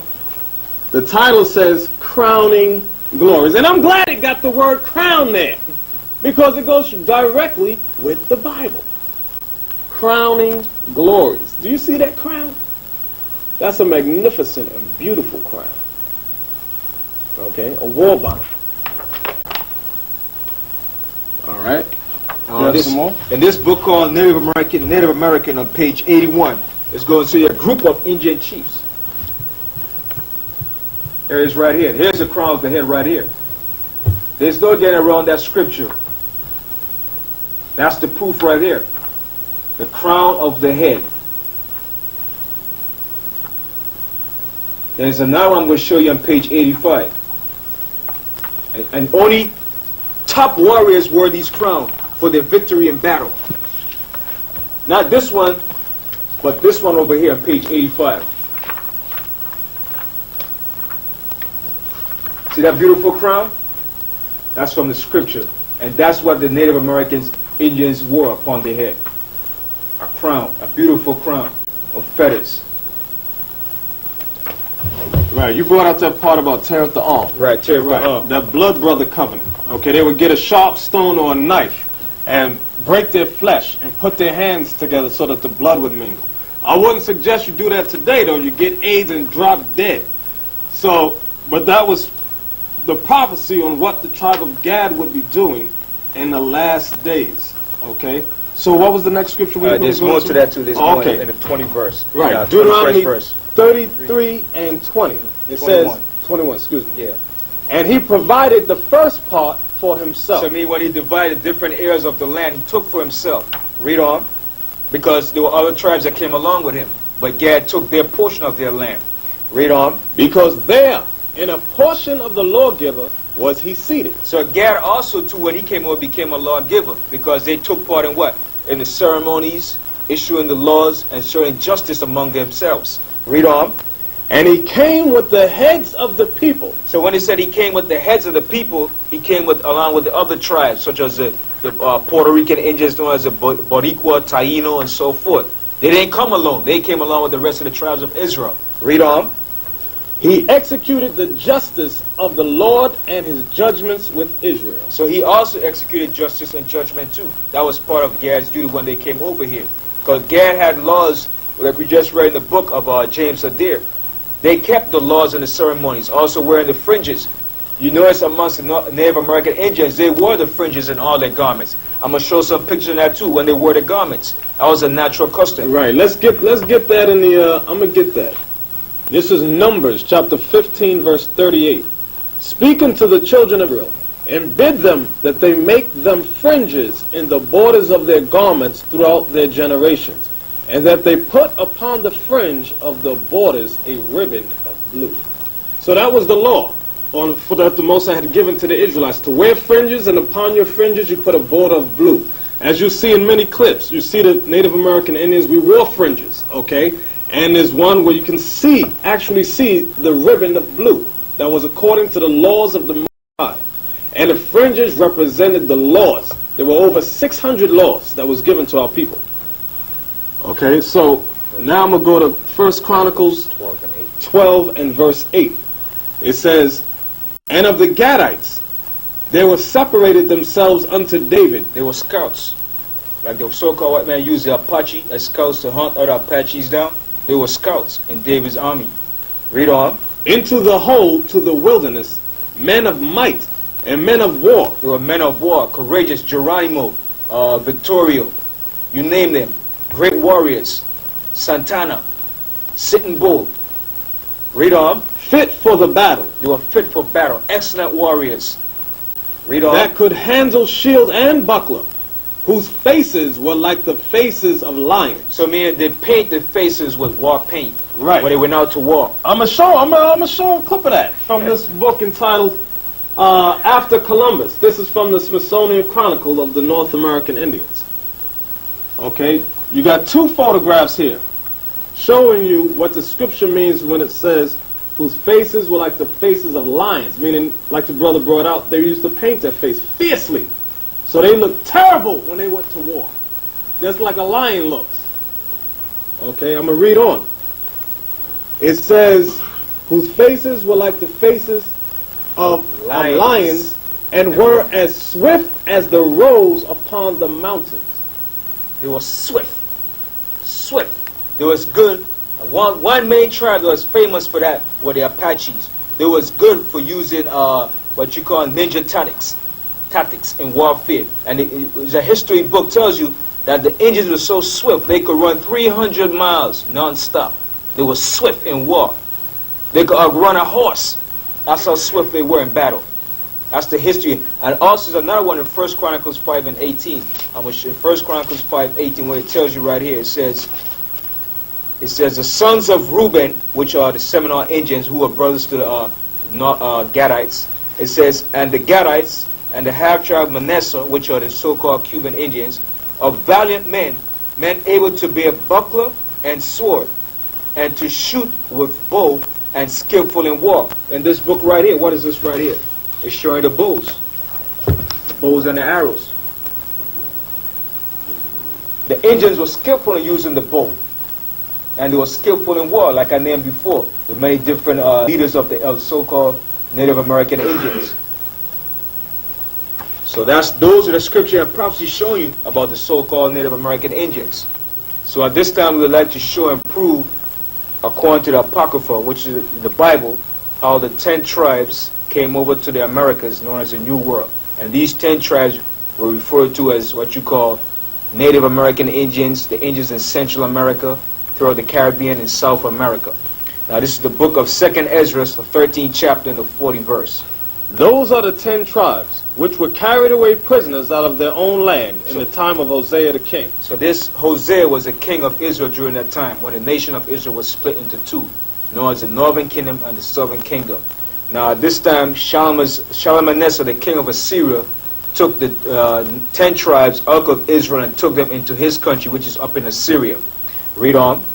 whom Salmanasseh, the king of Assyria, led away captive. So they went into slavery under the Assyrians. Read on. And he carried them over the waters, and so they came into another So land. he took them over the waters into the land of Assyria. So he took them from the land of Israel to his land Assyria as slaves. Read on. Right, and that's also made mention of in the book of Kings, chapter 2 Kings, the 17. 17th chapter. Right, verse 41. But they took this counsel among themselves. So who took this counsel? The 10 tribes, including the tribe of Dan, who was also absorbed into the rest of the tribes of Israel. They took this counsel among themselves. Read on. That they would leave the multitude of the nations and go forth into a further country. So they said, listen, Israel, our brothers, we're going to leave this part of the world where these heathens, these nations are occupying, and we're going to go forth into another country. Read on. Where never mankind dwelt. At that time, when they made this statement, no other nation of people were dwelling in what they call the New World, which is called the Americas. It was unoccupied. Read on. Verse 42. That they might there keep their statutes, which they never kept in their own land. So they say, if we leave this part of this world and go into another world, another part of the earth, we might keep our laws and statutes, which we never did kept. Read on. And they entered into Euphrates. Now this is going to knock out that big, blatant lie I've been taught in the school system, that the Indians came from the Bering Strait. That's what it says. It said they entered into the Euphrates. Where is the Euphrates? It's above Iraq in the Middle East. They came through the Persian Gulf because the Euphrates extend all the way down to the Persian Gulf. Read on. By the narrow passages of the river. By the narrow passages of the river through the Euphrates, and then came all the way down to the Persian Gulf. Read on. For the Most High then showed signs for them. The Most High showed the signs in the heaven. So they navigated by the stars. And who was doing this? The tribe of Issachar, the so-called Aztecs, what you call the Mexicans. Read on. And held still the flood till they were passed over. So the Most High held still the rough seas until they were passed through. Read on. For through that country there was a great way to go. For through that country was a great way, a long way to go. Coming from all the way from the Persian Gulf, coming on all the way down to Africa, the coast of Africa, the tip of Africa. It was a long way to go. Read on. Namely of a year and a half. And it took them a year and a half. Why? Because they had to make stops to get what? Water and maybe food. So it took them a year and a half to get from the east all the way to the west, which is known as the Americas, the New World. Read on. And the same region is called Osiris. And that same region is called Asareth, meaning another land, which is known as America. That's the land they came to, the Americas. Read on. No, sir. That's it. So that was it, showing you how the tribes came over to the New World. It took them a year and a half to get from the east to the west. So that knocks out the lie that they came from the Bering Strait. Right. So now let's go to Genesis chapter 49, and we're at verse 20, proving Asher. Asher. So Asher represents the Indians from Colombia all the way down to Uruguay. And we're also dealing with the tribe of Naphtali, which also represents the Indians of Argentina and Chile. Out of Asher his bread shall be fat. So the Most High said, out of Asher his bread shall be fat. What is his bread? His resources that's in the land of South America. Read on. And he shall yield royal dainties. And they shall yield royal dainties. The royal dainties is the fabulous costumes and foods, certain chocolate dainties that they eat. And also too, he's speaking about what they have every year in Brazil, what they call the carnival. Right. So now let's go to Deuteronomy 33 to finish on Asher. Deuteronomy 33 and verse 24. And of Asher he said, let Asher be blessed with children. So Asher is blessed with children. All South America, in Brazil, they're blessed with abundance of a lot of children. That's why at one time they were killing the children off in Brazil. They had certain hit squads killing the young children because the population of the children was growing so much in poverty. Read on. Let him be acceptable to his brethren. So when it says let him be acceptable to his brethren, it's speaking about the rest of his tribes that were scattered down to the Amazon. Right. That became like cannibals, outcasts. Read on. And let him dip his foot in oil. Now when it says let him dip his foot in oil, when you look on the map, Venezuela is right above Brazil. And Venezuela is the largest producing South American country that produces oil. So that's what it says, let him dip his foot in oil. Read on. Thy shoes shall be iron and brass. It said, thy shoes shall be iron and brass. What's under your shoes? The sword, your foot. So in that country, South America is filled with a lot of natural resources as what?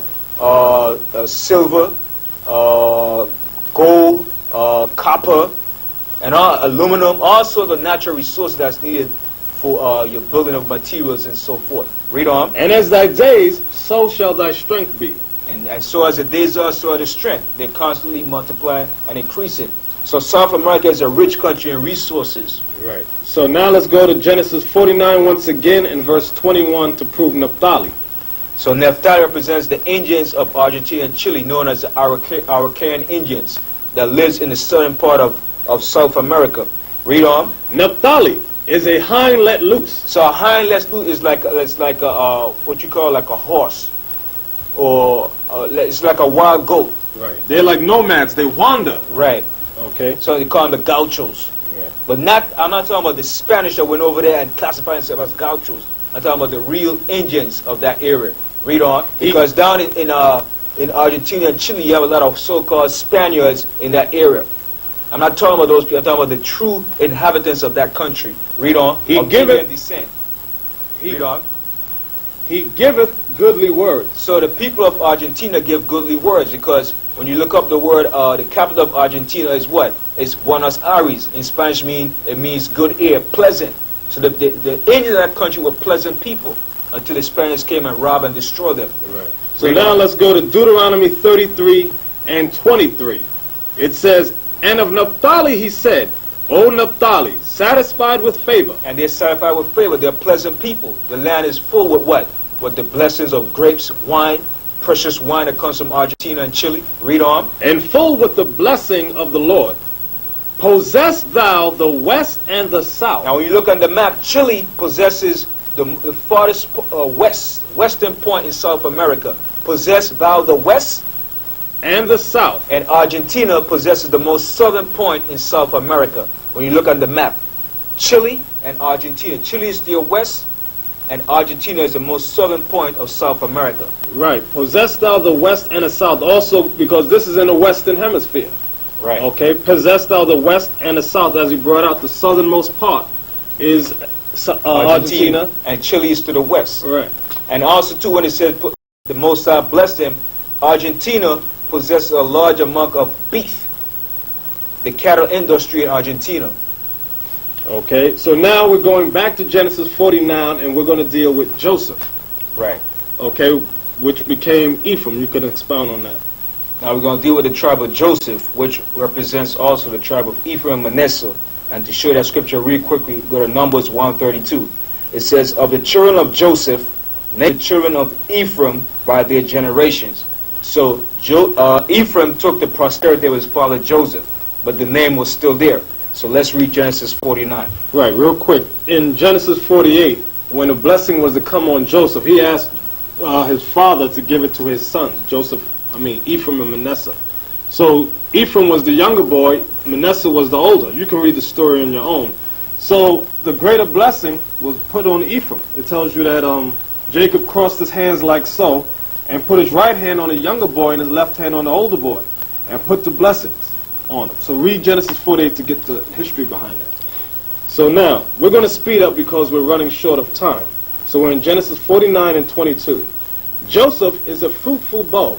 So it said Joseph is a fruitful bow, meaning his posterity. Ephraim is fruitful. They have a lot of children. Their offspring. Read on. Even a fruitful bow by a well. So it's showing you, even when you plant a bough by a well, it becomes very fruitful. It produces a lot of fruits. Anything that's planted next to rivers of water or a well, it becomes very productive. Read on. Whose branches run over the wall. Now it says, whose branches run over the wall. When the Puerto Ricans was over here in the islands and the Spaniards came and conquered them, their daughters married into the family of the Spaniards. So that's when it says their branches ran over the wall. They went out of their family line and went over into the Spaniards. Let's put it in the scripture in Hosea, the 4th chapter and the 17th verse. Because it's going to explain to you about Ephraim, what Ephraim did and what happened to Ephraim when the Spaniards came and conquered the island of Puerto Rico. Hosea, the 4th chapter and the 17th verse explains what happened to Ephraim. Let me go to Hosea chapter 7 and verse 8. Right, that's right. It says, Ephraim, he hath mixed himself among the people. Right, some of them, not all of them. some of them have mixed themselves amongst the people, which were the Spaniards. Read on. Ephraim is a cake not turned. So it says Ephraim is like a cake not turned. Now let me give you an example of a cake. When you have a cake that's one part is well done, and when you turn the other side over, it's not fully done. It's like a yellowish color. So that's what it's referring to. Ephraim is like a cake not done. He's like a light complexion. Light. Not real dark no more. He's light. Read on. There's more to that? No, that was it. Okay. Okay, so now let me go back to that. It says, Joseph is a fruitful bough, even a fruitful bough by a well, whose branches run over the wall. I wanted to say something concerning that over the wall. In Puerto Rico, they have a giant wall that's called El Muro. Right. That the Spanish built to keep the other invading whites out. Okay? So now that's exactly what the scripture is talking about, but it lets you know that the women of Puerto Rico, the Boricua Indians, they went over that wall and started dealing with the Spaniard whites. Okay? And then they had children. And those children went back and dealt with the true Boricuas. Okay? And had offspring. That brought about the change in the complexion of their skin. Right. Okay, so I'll read on. The archers have sorely grieved him. And the archers that sorely grieved the Puerto Rican Indians, the Taino and the Boricua and so forth, was the Spaniards. They hated them. They butchered and massacred them. Read on. And shot at him and hated him. And they shot at them with the guns. And they hated the so-called Puerto Ricans. So this was one example of the hatred that was displayed towards the Boricua and the Taino Indians by the Spaniards. So now, when you read further in Genesis 49, it gives a history of Joseph. So from there, we're going to go to Deuteronomy, the 33rd chapter and the 13th verse. And of Joseph he said, Blessed of the Lord be his land, for the precious things of heaven. So now the Most High is telling about the land of Ephraim, the Puerto Ricans, for the blessing of the land, and for the precious things of heaven, the sun, the moon, the good climate, the temperature, and all the beautiful fruits and so forth that grows in the island. Read on. For the dew and for the deep that coucheth beneath. And the dew, in the morning you see the dew upon the grass. The dew is what helps your crops to grow good in the morning too. Read on, and it says, for the deep that coucheth beneath is the beautiful seas, the tropical climate, and the blue seas. Read on. And for the precious fruits brought forth by the sun. And the precious fruits brought forth by the sun, the pineapple, the mangoes, all the Goya products, all the beautiful precious fruits that grows in the island of Puerto Rico and Cuba. Read on. And for the precious things put forth by the moon. And the precious things put forth by the moon. When the moon comes out at night in Puerto Rico, this is the only unique thing that what is called a frog or a coqui that lives in the island of Puerto Rico that comes out at night time. And this frog is proven by scientists, it only lives in Puerto Rico. When you take this frog and place him in any place else, it will automatically die. And this coqui at night makes a particular sound, goes. Right. So that's the son of precious things put forth by the moon, and it also represents the vegetation and the fruits. Read on. Verse 15. And for the chief things of the ancient mountains, and for the precious things of the lasting hills. Explain that. This is making reference to all the beautiful and wonderful vegetation that's within the hills and the mountains of Boriqueño. Okay, also I wanted to bring out the word Boricua. It does not mean Puerto Rico, not to get off the topic. Boricua means brave, noble lords. It's an ancient word, okay, an ancient Hebrew word, because we have already proved to you that all the so-called Indians throughout the Americas and the islands spoke Hebrew. Okay. We brought it out also in Lost Tribes in the Promised Lands that the children of Joseph, the tribe of Joseph, lived on an island nearby, okay, which were the so-called Puerto Ricans and the so-called Cubans. Okay. Verse 16. And also too in that same verse, for the chief things of the Asian mountains, coffee grows in the mountains too. And some of the Indians hid some of their treasures in the mountains when the Spaniards came and conquered them. So some of the riches were still hidden in the mountains of Puerto Rico, like in the Junque, the jungle, and the area parts. Reading on. Verse 16. And for the precious things of the earth and fullness thereof. Speaking about the vegetation, the fruits, and so forth. Read on. And for the goodwill of him that dwelt in the bush. And also it says the precious things of the earth means a good soil. They have good soil for planting. Read on. And for the goodwill of him that dwelt in the bush. And for the good, you could elaborate on that point. For the goodwill of him that dwelt in the bush. Meaning, this is going back into history. When Moses went up on Mount Sinai, who dwelt in the bush? The Most High. Okay, the spirit of the Most High was in there. So all the blessings that Ephraim, that came upon Joseph and his children, Ephraim and Manasseh, was according to the will of the Most High. Okay, let the blessing come upon the head of Joseph, and upon the top of the head of him that was separated from his brethren. So all this blessing came upon Joseph, which was the father of Ephraim and Manasseh, when he was separated to Egypt. Read on. His glory is like the firstling of his bullock. So his strength, the strength of Ephraim coming from his father Joseph. Read on. And his horns are like the horns of unicorns. And the horn represents his power, his strength. That Ephraim became a valiant warrior amongst the tribes of Israel when the nation was split. Reading on. With them he shall push the people together to the ends of the earth. So Ephraim was the one that pushed and brought the rest of the tribes over here. Because when the nation was split, Ephraim became the principal leader over the northern kingdom. So Ephraim brought the tribes over here along with all the rest of the tribes of Israel. Read on. And they are the 10,000s of Ephraim, and they are the thousands of Manasseh. So it's showing about Manasseh, which are the Cuban Indians, the Soboni Indians. Right. Let me say this. When we read in the Apocrypha, in the book of Esdras, about how the tribes came over here, this is explaining to you, it was the tribe of Ephraim that led them, with Manasseh. Okay, they led the tribes over here. And if you notice in here, it keeps mentioning, it says precious fruits, precious things of the earth, and the precious things in the sea. The national anthem of Puerto Rico is called Precious. Okay, and that's not a coincidence.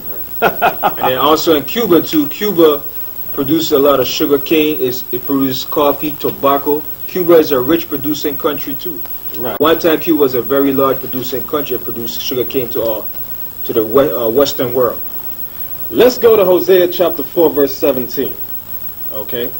It says, Ephraim is joined to idols, meaning the so-called Boricua Indians, you are joined to idols, meaning you love idol worship. You got idols on your dashboards in your car, you got a shrine of idols in your house, you got the on your what? In your body tattoos. Tattoos on your bodies, you got that fake image of Christ everywhere. And if somebody tried to tell you about it, you say that they're dead wrong. So the scripture says, if you can't get rid of them idols, us, the prophets, the teachers, we are to leave you alone. Okay, so now it's not just Ephraim that's joined the idols. When it says Ephraim, you are the top tribe, because the Dominicans are on that, the Mexicans, and so on and so on. You Latino tribes. Right. Okay, and we brought out about the mixing of themselves and them being like a cake unturned. It's not just you Puerto Ricans, Dominicans, Mexicans. A lot of you also, that curse fell on all of you. Right. Okay. And then the Puerto Ricans have a lot of botanical stores in the barrio, in the neighborhood, where you see all these different idols, where you go for these different oils to put in your body to chase away evil spirit or to trap your man. Right. Candles everywhere. Yeah. Green candle for money. Right. Okay. But let's go on to Benjamin. Tribe of Benjamin. Genesis 49 and verse 27. Right. Benjamin shall raven as a wolf. So it says, Benjamin shall raven as a wolf. Now, when a wolf raven, before he attacks his prey, he rolls in a wolf pack and he shouts and raves before he attacks the prey. So that's the way the so-called Jamaicans and so forth roll. They say, boy, I mean, lick sharp on you, boy. Before they attack you, they start giving up a lot of noise and let you know they're going to make the attack. And showing that Benjamin is a warring tribe. For Benjamin, which is the Jamaicans, Trinidadians, Antiguans, and all speaking the chain of Iron, the Caribbeans. That's the tribe of Benjamin. Right. Can I say this on that? Yeah. When you look up the word raven, it means communicate wild, right, like a wolf. That people get scared when Benjamin talks. Yeah. They think they want to fight, then they just asking for some coffee.